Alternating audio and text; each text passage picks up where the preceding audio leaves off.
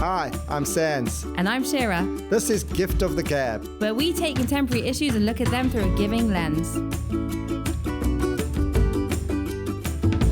Sans, you told a very interesting story in JFS yesterday. Which one, Shira? There was one that maybe painted you in a less good light than all the other stories that you've told in the past. Okay. And I thought it'd be perfect material for this podcast. So would you like to share the story that you told? I would love to share the story, not. Okay, so here it goes. Many years ago, I did judo, and I competed at the highest level in South Africa as a junior. And I had an adversary, a very, very good competitor. He was actually in my club. He was in my province. And for the last 6 years of my junior career, we fought competitively many times. I will admit on this podcast that he actually was probably better than me. He probably beat me more than I beat him. Okay. And we came up against each other in the quarterfinals of the South African Championships. Big match. You're up against your enemy. I desperately wanted to win. Who's a bit better than you. Desperately wanted to medal in my last year. And we were both always ranked. I was always ranked in the top 6, 8. So I was always seeded. But somehow we came up against each other in the quarters. And what happened was I had noticed that he had strapped his ankle. I could see he was struggling a little bit on his ankle. He didn't want to show it because you never want to show your injuries on the mat. But I kind of knew him well, and I saw that he was not 100%. And we got into a fight, and somehow he caught me, and he had scored a small point against me. We were on the ground, and I was trying to get hold of him and trying to turn him over. And I'm embarrassed to say, but I grabbed his ankle, and I squeezed it as hard as I could. And he was trying to get out. Now, I was on top of him, so I was like holding him, and he was trying to get off me because I was basically damaging his ankle. Oh my gosh. And the ref said mate, which means stop. And I got up, and he was in massive pain. I had basically stuffed up his ankle. I'd messed his ankle up. And he basically lasted the last 20, 25 seconds out against me, which I didn't know how he did it because, he held me off. And he went through. I lost. Oh, so after all that, you lost the match? After all of that, I lost the match. I can say his brother was pretty angry.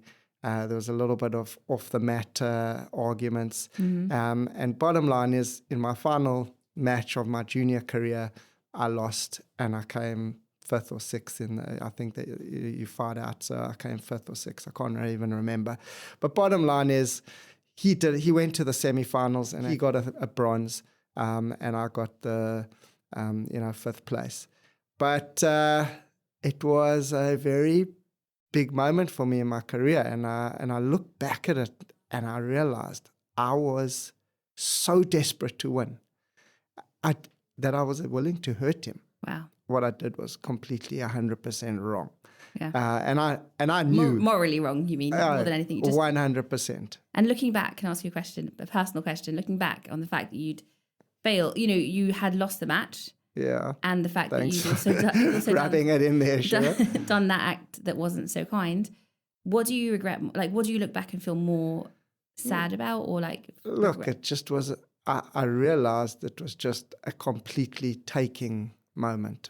I was so selfish. Right. I was so desperate to win that, and I know that I think in a couple of years ago, quite a bit, there was 2 ice skaters. They were both Americans. I think you could only go to the Olympics. Only one person could go to the Olympics for each country, and one of the second place women paid someone to break the legs of the first place woman in a parking lot, and literally she came out of training, and some guy walked up to her and smashed her with a hammer on her leg, and she didn't go to the Olympics. Wow. So I hate to think of it, but I did that myself.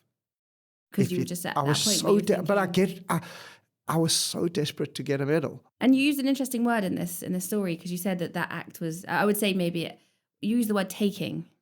What makes that taking rather than just determination or tenacity? Where does the taking come into it? What would you say? Because I was selfish. And when you're selfish, you're taking.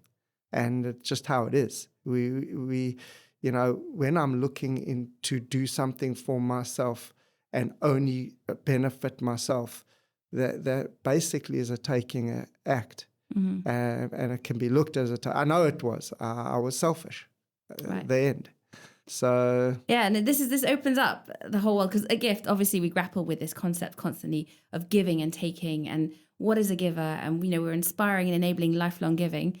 The one question that we always come back to is, what is a giver? And everyone has their own definitions, and everyone has their own concepts and thoughts on it. Okay, so I can tell you that that wasn't a giving act. Yeah, that's 100%. So if anything, it was a taking act then. And I'm going to remind you of something that happened to you when you first joined Gift. I don't know if you remember this. I'm getting battered today. Sorry, it's my turn to batter. Only in this room I get to batter him, and then, we go back out and he gives me a whole pile of work to do, to get on with, and a to-do list that never ends. So this is my revenge in the podcast room. So when you first joined Gift, I think it was even before you started, you made a very interesting statement where we were talking about our mission and what we do. And you just said, well, I don't think I'm a giver. I'm not a giving person. And then you listed all the time, you listed that you don't do much volunteering in the week. I don't know if you remember that. You say, I don't really give up too much time to volunteer, so I'm not a giver. And then I corrected you and I said, well, I think actually being a giver is so much more than volunteering. And I reminded you of something that happened in the interview that we'd had. You'd had an interview with me before you started at Gift. Okay, remind me. You met with me, and you probably remember this, but this was something that I realized was that I'd just come from a personal trainer session, and you basically, we were meeting, and you're like, do you want anything to eat? Do you want anything to drink? Obviously offering very nicely. And I said, no, it's fine. I'm absolutely fine. And then you ran to the kitchen. You're like, no. You just trained. You need to have some protein. I need to have some banana. You cut up a banana for me. I put some peanut butter on it, and you brought it back for me because you were just like, you must be hungry, and I want to make sure that you get some protein in you right now. And it was a very sweet, considerate act. Without even knowing someone, we'd never met before properly, and you thought outside of your own mind and thought like something for someone else. So. Thanks for reminding me there, Shira. So I just thought it was a nice 4 years later, I'm still eting bananas and peanut butter. I know. I didn't realize that was actually the only thing that you do eat. So it wasn't really that thoughtful. But it makes me think that when you talk about being a giver, a lot of times we focus on volunteer. People focus on how much does that person volunteer? How much charity money do they give? Right. But that's just one part of it. Yeah. That's just one part of it. Being a giver, we've realized, is a mindset. Yes. It's actually a way of life. And I said that to the kids yesterday. I said, there's not I do giving. Right. It's I am giving. Yeah. Right. Yes, I do volunteer. I do give money. These are all great things, unbelievable things which we should be doing. But they are just building the giving mindset. They are just playing out the way that you give. Right. And Rabbi Dessler, as we know, right, he says that giving is not just merely actions. It's thoughts, mind, and it's thought, speech, and action. So you could really say something, you could think something, and you could do something, and those all come under giving. And it's so nuanced as well. And that's why I realized with what I did, on the judo mat, just quoting Rabbi Dessler, that he says very clearly that every moment that we're living, we're either giving or taking. There's no sitting on the fence. And every thought, everything we say, it's crazy if you think about it. Every time we have an interaction with someone, that could be giving or it could be taking. Right. It is. Not could be. It is. It is. It is. And it's mind-blowing. And I think about the time when I do the same action, but one time I'll do it, it's to give, and one time will be to take. So a colleague recently offered me some lemon biscotti that she'd baked. Oh, that's sweet. And I didn't really want it. Not for me. I wasn't... You're gluten-free. Oh, yeah. I wasn't so hungry, so I didn't really want it. I wasn't in the mood for it. But she was really keen to sort of try it. Like, she just baked this recipe. She was really proud of herself. And I could see that by accepting this lemon biscotti, it would make her happy. So I said yes. I took one and I had it. It was really nice, actually. But that at first accepting was because I was giving to her. I was Amazing. Genuinely like an act of giving. But then I really liked it, so I wanted the second one. So I took a second one. Did one for the team there. That was taking. But it's interesting, like those two. Yeah, it can be. I get that very clearly. Yeah, I love that. I love that idea. And I just think that, we've discussed this so many times, is the developing and working the giving muscle. And if you don't work it, it dies. If you don't keep consistently giving and building that muscle, it atrophies. Yeah. Just like a physical muscle. And, we've got to, and that's what we're trying to do at Gift. We're trying to, encourage the world and inspire and enable people to do that. The enabling is those opportunities like charity and volunteering and helping and giving time, etc. Because naturally, the more you volunteer, the more you feel like a moving person. You're working the muscle. Yeah. That's it. Exactly that. I read a really interesting article because again, back to the whole doing things for people in need is amazing, but then there's also giving in your own personal life for your friends, for your family. I read an amazing article about relationships, and it talks about the turn toward phenomenon where if you're doing something and then someone asks you a question or wants to interrupt you, and the amount of time that you'll then put down whatever you're doing to turn towards them and respond to whatever they're saying.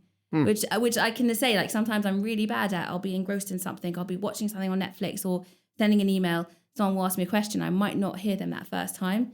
But they said that the more that you intentionally focus on the turn toward, you put down whatever you're doing, you turn towards them and you respond to what they're asking you, or you just, if they show you something and you laugh at it, whatever it is that you just give them that attention, that is giving. And every time you do that, you strengthen your relationship with them. You are focusing on them. And this kind of brings us back to that point that you discussed in the first thing. When you did the judo, you said your focus was on yourself and you're succeeding. That was it. But when it comes to giving, and you have like a very short 2-word definition for giving, which is what? Being outward focused. When you are looking outward constantly, and that's what you do, that is being a giver. And I really, I've tried and built that, in the little things. And like you said, greatly thoughts, deeds, everything. You see an ambulance drive past you, you can just think positive thoughts. I hope that's a lady going to give birth. And, or I just wish them well. Just putting positive energy out. Give compliments, smile, constantly focus on what can you do for other people rather than just yourself. Outward focused. Yeah, love that. Yeah, so that's my definition that I'm trying to work towards. I think it's great. I think with that, we should all be working on being outward focused, turn towards people when they ask you a question, and don't squeeze people's ankles. Don't squeeze people's ankles. And until next time, keep doing good things. Gift's mission is to inspire and enable lifelong giving. Subscribe to Gift of the Gab podcast wherever you get your podcast from. And feel free to drop us a note at podcast@jgift.org if you have any comments or any suggestions of what we should be talking about in future. And of course, check us out on social media @Gift Charity for ways to get involved.